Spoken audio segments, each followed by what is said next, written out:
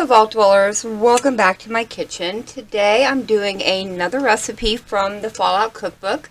Today we are doing the perfectly preserved pie. In our bowl I have got 2 bricks of cream cheese, that's a pound of cream cheese. And we need to whisk this. You have to forgive me, this is a new mixer, so I'm not quite sure how it works yet, but we're going to get it going. We need to whisk this with 3/4 cup of sugar. Pour that in. Slowly. Kind of got you set up on the other side of my kitchen, and I'm not used to working over here, so, but I needed the plug. Let this go up a little higher here. Sorry for the noise.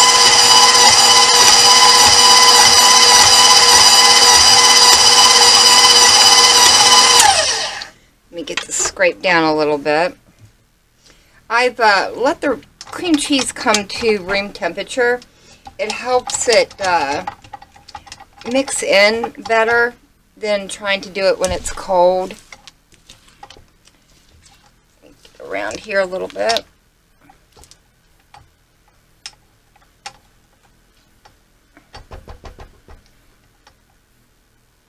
Sorry for all the odd angles. Alright, let's get this back on again.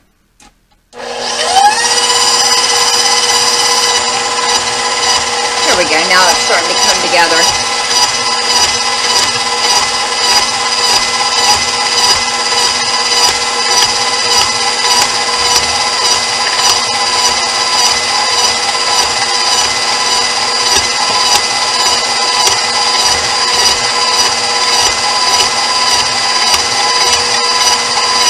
Alright, now we're going to start adding in our eggs.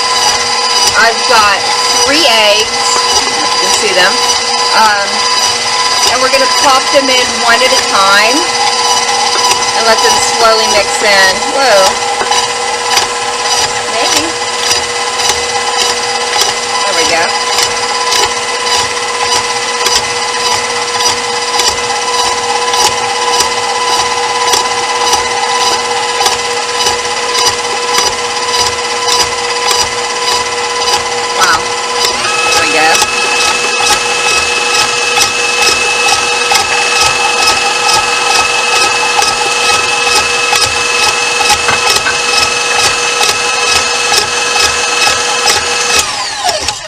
Bring this down and scrape it down again. I'm sorry for all the noise with the mixer, but I don't use a handheld. I prefer to use a big stand mixer.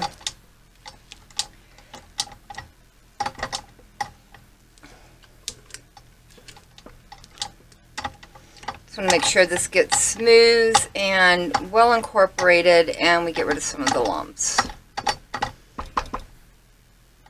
Knocked down.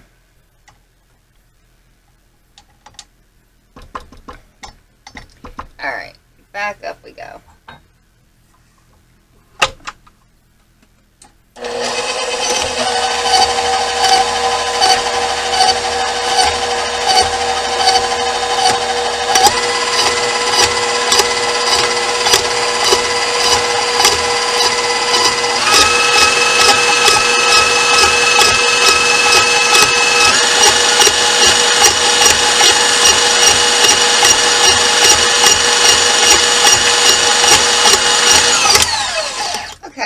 That's looking pretty good.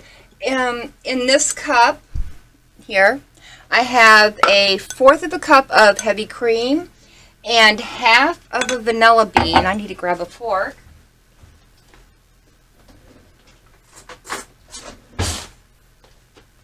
And we need to, I've split it, scraped it down, and let it steep in the heavy cream for probably about a half an hour, I want to say. And we don't want to eat the pod, so we want to remove that and then we can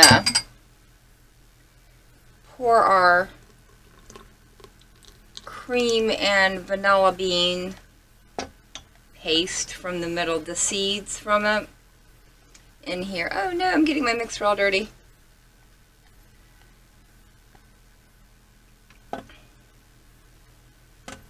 They don't give you a lot of room to work with these things, do they? Alright, that looks good. Now, vanilla beans are quite expensive. If you can get a good deal on them, that's amazing. The one I got was, I believe, $14 for one vanilla bean. So this is quite the luxury dish to make. If you're in an area where you have access to bigger stores that will allow you to buy those, or even ordering them online. I did not have time to order it and search around for a better deal, so kind of got stuck having to go to our local Amish store because they were the only ones who carried them. All my other local stores do not carry them anymore because they didn't sell enough of them. Alright, let me get that mixed in real quick.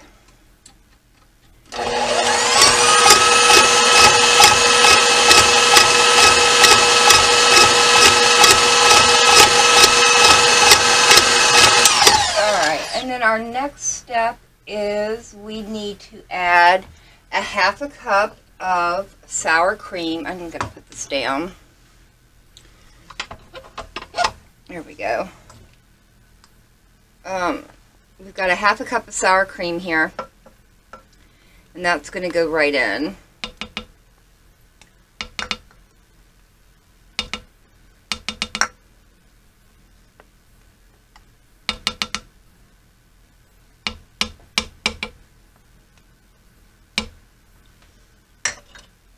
And I'm also going to add in 2 tablespoons of cornstarch.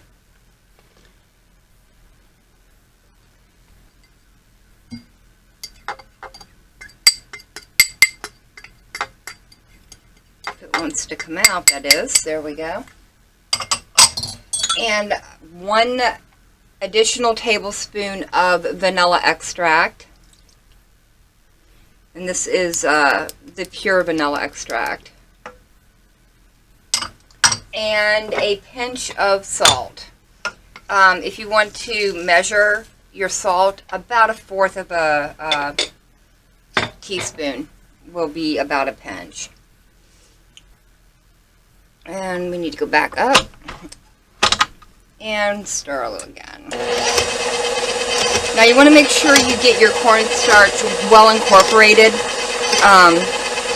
If you don't, you will have lumpy bites of cornstarch in here.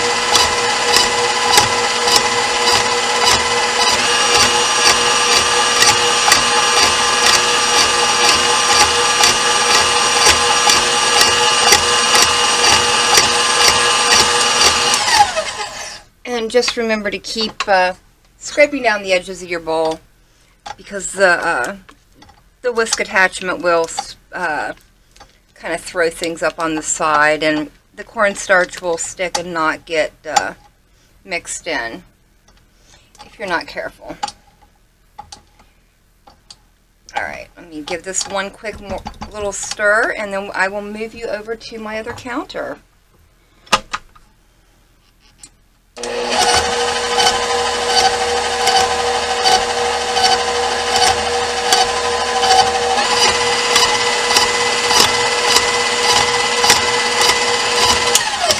Okay, that's looking good. Let me move you over to the other counter so I can show you what we're going to do next with the batter mixture. Okay, I've got you back over here, and what I've done is I've prepared our 9-inch springform pan. The first thing I did was I sprayed the inside with nonstick spray, and then lined it with parchment paper. The second thing we need to do is line the outside of the pan with aluminum foil. I'm sorry for the glare. Tried to adjust my lights a little bit better this time, but they are what they are. The aluminum foil is going to prevent water from seeping into the cheesecake as it bakes. This gets baked in a 275 degree oven in a bain-marie. A bain-marie is basically a water bath. So to prevent the water from seeping in through the where the springform pan comes apart, we need to line it with aluminum foil. So all we have to do now, there is no crust with this cheesecake, yay. I am not a huge fan of graham cracker crust. And most cheesecake places tend to get a super thick crust and very little filling. So this one, I am liking this one so far. Alright, let me get our batter in. This bowl is really heavy. It's the only bad part about this bowl. I love the new mixer, but it is certainly hard for me to lug around.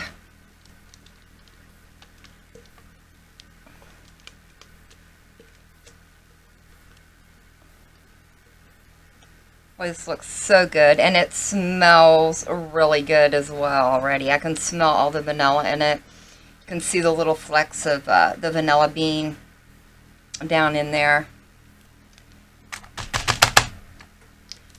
Alright, let me get the last of this scraped out.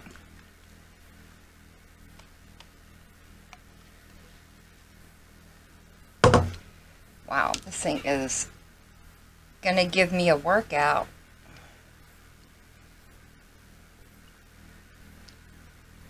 Alrighty, let me get this out of our way. Now, the one thing we want to do is, after we get everything scraped down into the pan, we're going to tap gently on the counter with the pan.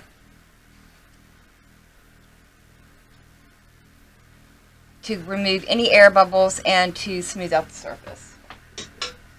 So we just give it a few little gentle taps.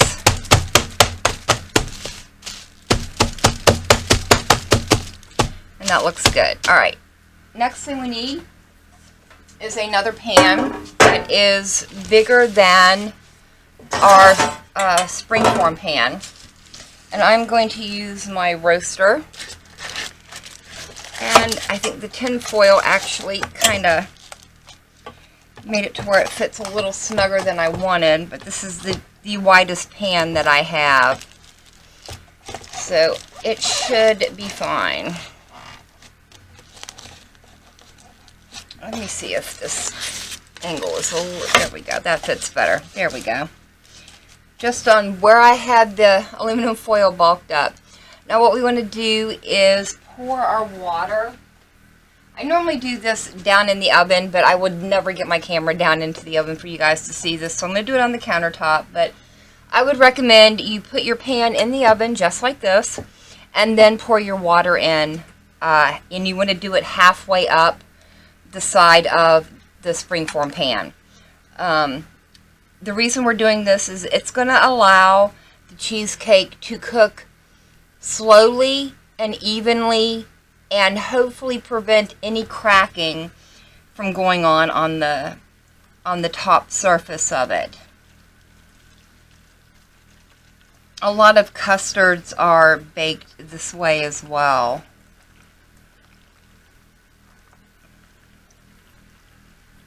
And I'm going to say this water is, I let it come to a boil in my kettle, and then I just kind of let it sit out on the counter.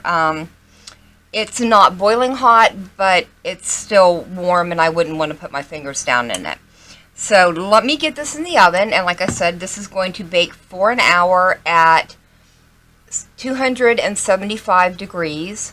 And then after the hour, we're going to turn our oven off, and without opening the door of the oven, we're going to leave it sit in there for another hour to slowly cool down and come to a cooler temperature. That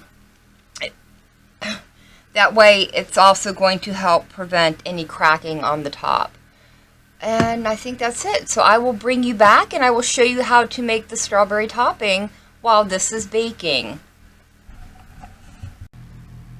Alright guys, we are back over at my stove now, and sorry for the glare from the lights, but I can't, if I don't have them on, it's too dark and you can't see, so it should even out a little bit after I get the strawberry puree in.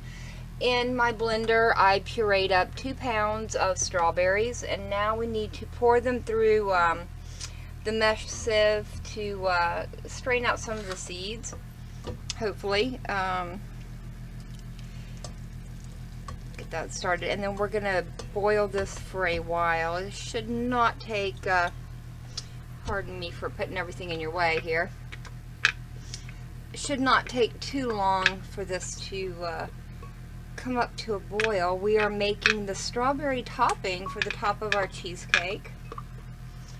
Get that out.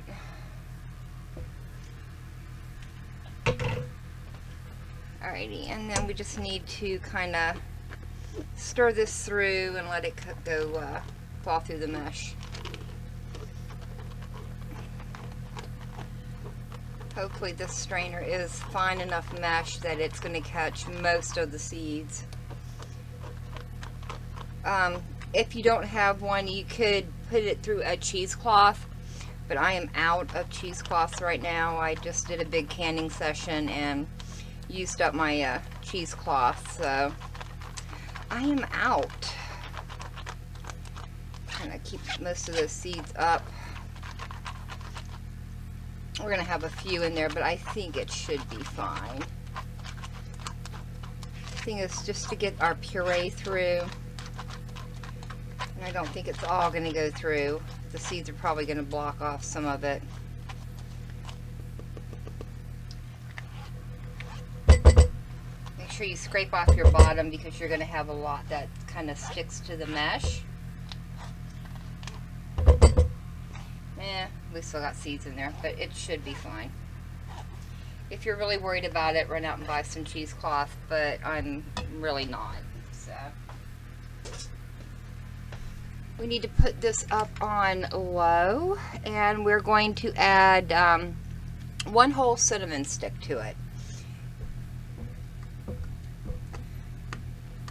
Yeah, we got quite a few seeds in there, but it should be fine.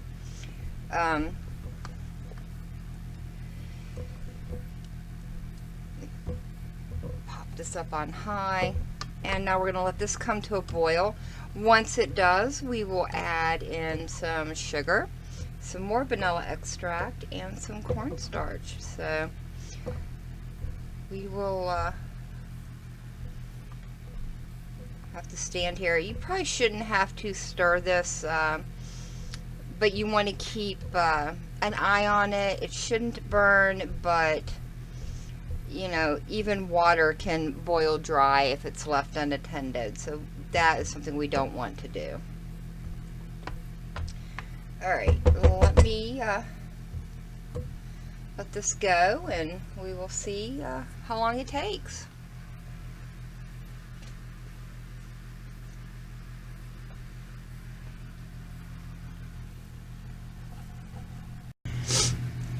Alright guys, I just sat here and recorded for a good long while and realized I did not turn the microphone back on.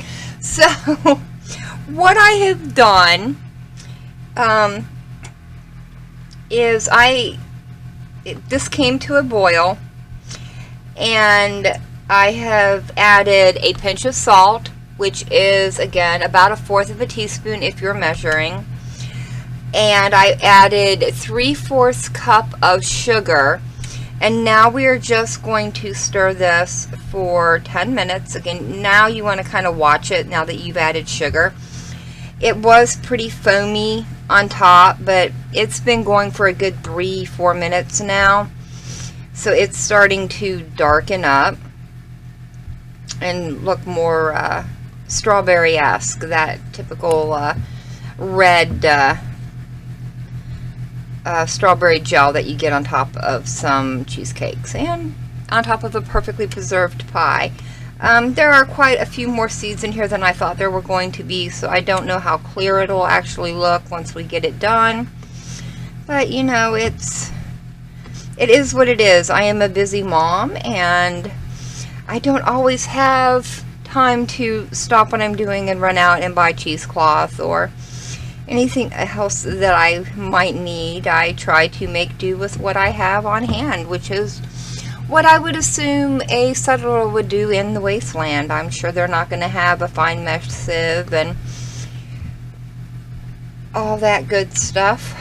They're probably going to scavenge around and see what they can come up with in old buildings, and maybe use an old shirt that they've had and try to make it work, which is exactly what we're doing. I am making this for my son's birthday. He is 19 years old now, and he asked for cheesecake for his birthday this year. I always make his cakes every year since he was born, and it's kind of been our special thing. He chooses what flavor he wants, and that's what he gets. I'm also going to be making a side dish, and I will film that for you also because it will be coming from the Fallout Cookbook as well. It's one that you've actually already seen. It was the side dish I used in the Salisbury steak recipe. A lot of you guys requested it, and my son liked it, so we are going to be bringing that back a little sooner than I planned. We have quite a few more recipes in the cookbook to get through. I've been kind of spreading them out and doing them every other month or so, just to help spread out the amount of recipes that are in the book, because I don't want to get through it too quickly, yet I know you guys want to see them, that you enjoy these, and I want to give them to you as well. Let's see, what else did I want to talk about? Oh yeah, the cheesecake. After it's got about 13 more minutes in the oven on bake, and then I will turn it off for the hour to let it continue to cook as the temperature of the oven comes down. When this is done, it's going in the refrigerator for at least 2 hours, and the cheesecake will be chilling for at least 4 hours in the refrigerator after its hour cool down, continuing bake kind of thing going on in the oven after I turn it off.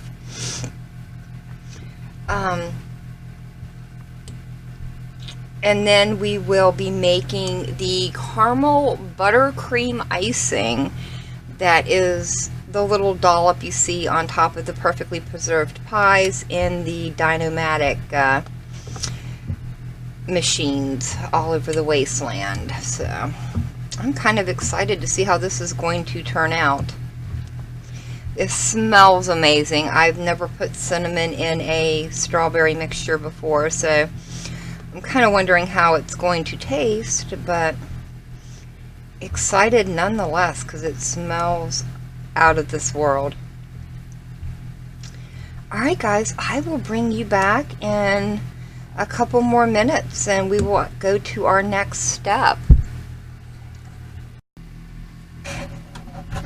Alright guys, we are back, and it has been a total of 10 minutes that this has been the sugar has been melting, and we can now remove our cinnamon stick and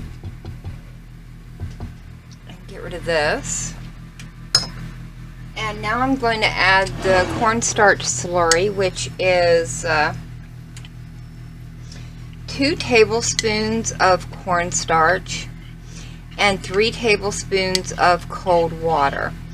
The reason we do it this way is the cornstarch will melt into a liquid, I'm sorry for the glare, when it's with a cold liquid. If you dump it straight into a hot liquid, it'll do nothing but clump, and you will never get the clumps out. And I'm going to get this everywhere. Alright, so, but if you put it in with the cold liquid, and turn it into a liquid itself, then it will thicken up nicely and not cause any lumps, which is what we want to avoid. Alright, and we just need to add that in and stir it in really well, and we will let this start to thicken up. Let me see what it says here, if I can do this without bumping anything.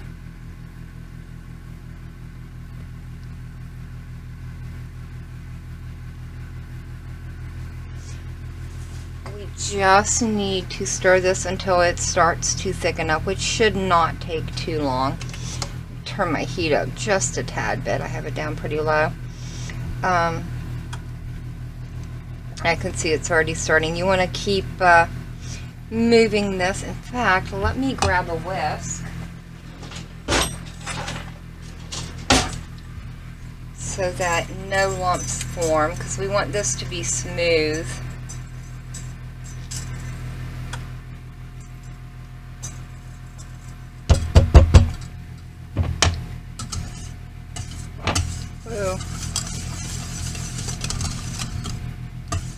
And this is starting to get a little gelled, so we don't need to do this for very long. And this will continue to thicken up as it cools down. And I can tell this is already starting to get a little bit harder to move with the whisk, so it is thickening up nicely, and it smells so good. And like I said, after this has come to room temperature, I will cover it and put it in my refrigerator and let it chill for two hours at least. And if I had the luxury of overnight, I would certainly do it overnight, but I don't. So life happens sometimes, and you don't get things started when you think you're going to get them started, and you end up doing them the same day that you need them. And that is okay. It still turns out just as amazing. You just get to enjoy it a little bit sooner than you thought you were going to.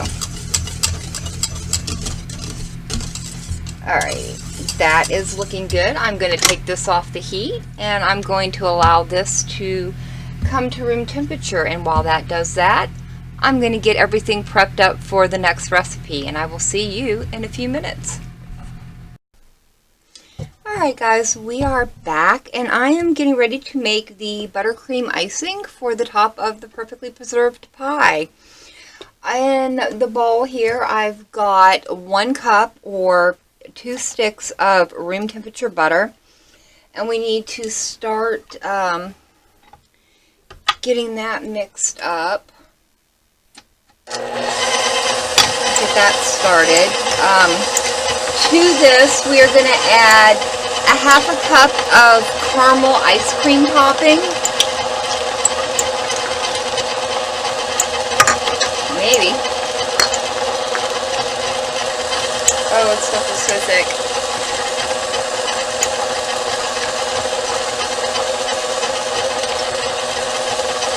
And we can just dump that right in there as well.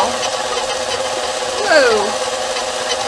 And make one heck of a mess while we do it.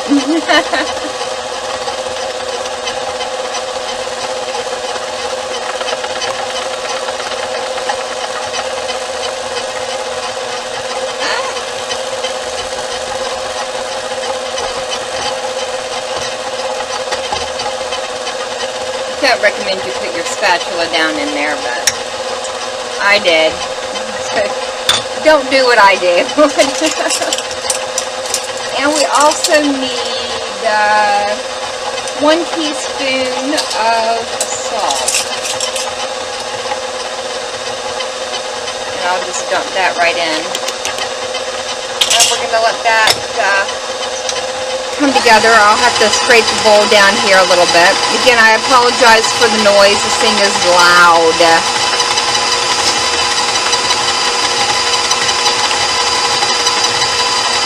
Ooh, it smells good already, though.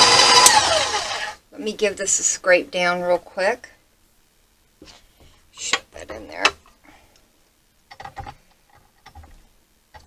Kind of get everything down in there that I didn't get in there in the first place.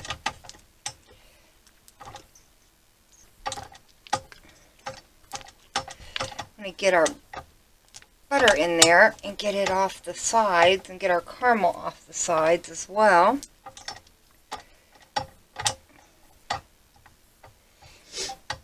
Alrighty, there we go. And let's get this back up and moving again.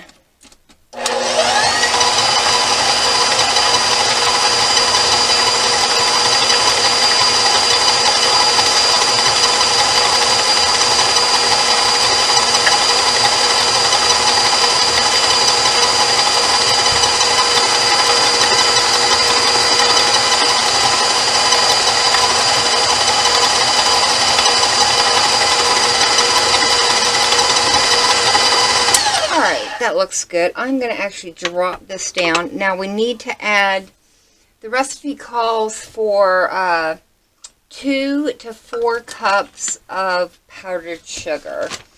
And I will probably start with 2 and decide if that is the right consistency and flavor.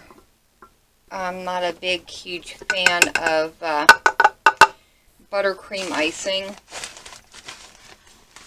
So I know what it should taste like and look like. I don't typically eat it. And I have made one heck of a mess here. Ah, well. It is easily cleaned, luckily. I'm going to start this on low because I don't want my powdered sugar flying everywhere.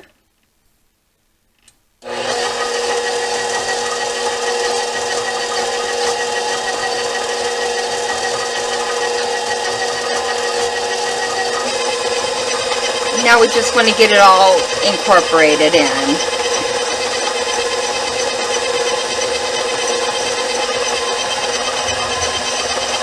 while that is doing that, I'm going to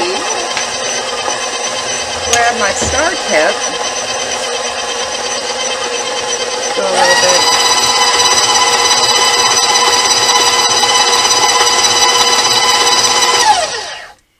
I think we can actually go with, let's go with 1 more cup of powdered sugar. Yeah, 1 more cup. Ugh.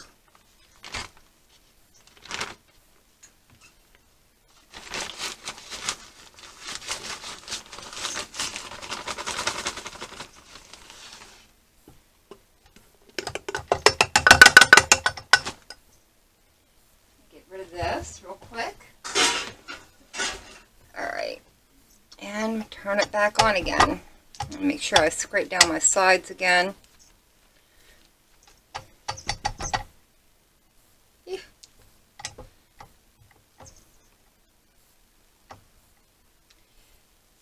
Alright, back up we go, and again slow at first and then we'll move it up.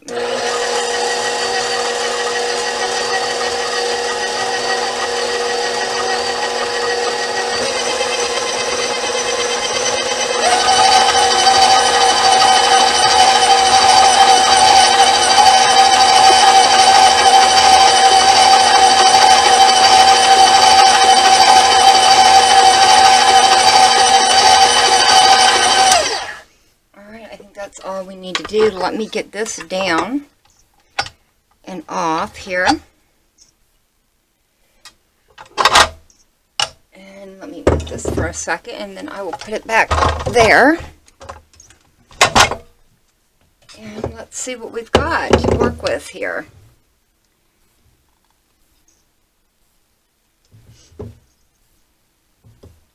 This is about the right consistency that I like from my buttercream. It's going to pipe well.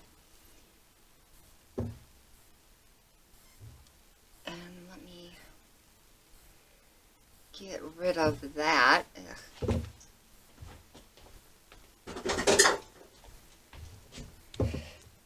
and give this a final stir by hand. You're not looking for a whole lot. This is not going to coat the whole top of the cake like a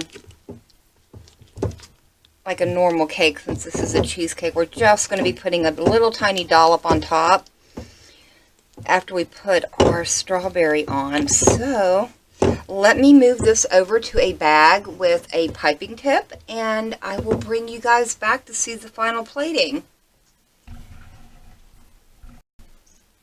Alright guys, we are back over on my island, and as you can see, I have unplated the cheesecake.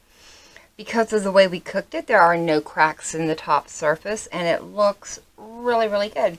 So let me get a piece cut up here. And again, this is a crustless cheesecake, which I am very excited about. So if I couldn't get the paper off the bottom, but I think oh, that looks so good. I don't know if you guys can see how yummy that looks. Get it over here on a plate.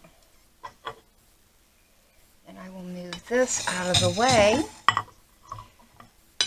And our strawberry is done. It's thickened up nicely. It's not a clear strawberry gel like they had in the book, but it tastes really good. The cinnamon does come through. I was surprised that it did. And I don't actually mind it too much. So, let's kind of fancy the plate up a little bit there, I guess. There we go. And to finish it off, we will use a little dollop of our caramel buttercream icing that we just made. And I think we will call that done. So now you guys can get a piece of perfectly preserved pie without having to have a high lux stat. I hope you guys enjoyed. If you like these videos, give me a thumbs up on the video. Leave me a comment down below. Thank you for joining me. I've been Vault Girl, and I'll see you in the next one.